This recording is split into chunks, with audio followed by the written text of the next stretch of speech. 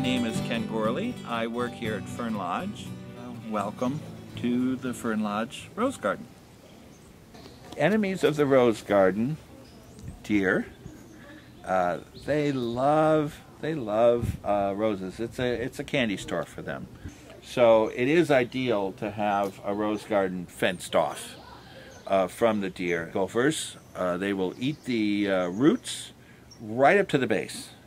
With, if it's a grafted rose, you'll suddenly wonder why it's wiggly, and it will just lift off completely. Last year we had a lot of foxglove in bloom. They look like little lettuces, but they will be a blooming foxglove eventually. And they also serve another purpose.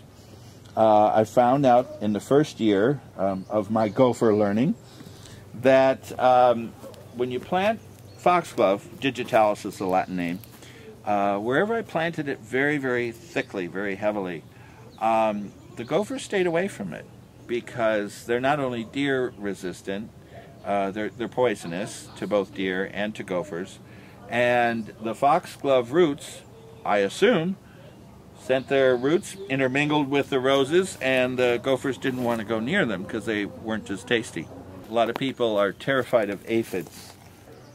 And they're just ugly little insects that right when your roses are starting to look good, they will cluster and gather around and munch away at the buds and the new shoots. And one of the easiest ways to avoid aphids without having to bring toxic chemicals into your garden is simply don't plant only roses. If you look around, you can see there's plenty of other plant material here.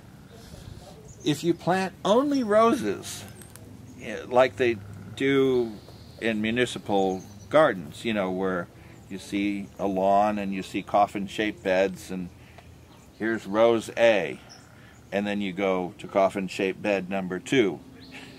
Here's rose B.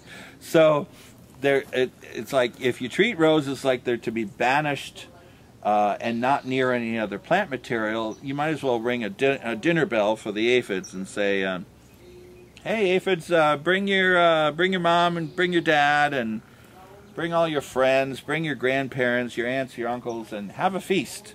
Whereas here, nepeta, lavender, rosemary, a lot of these things are in the mint family, and they have a fragrance that the aphids are not attracted to.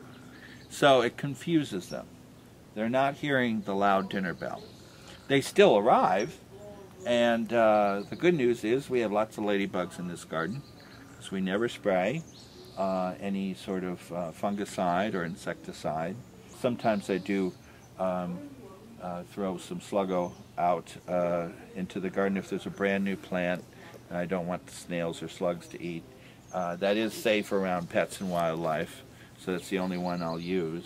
The other thing that can be a problem with roses is if you pick a weak variety, a cultivar that's known to have crummy foliage, to me, I recommend shovel pruning anytime.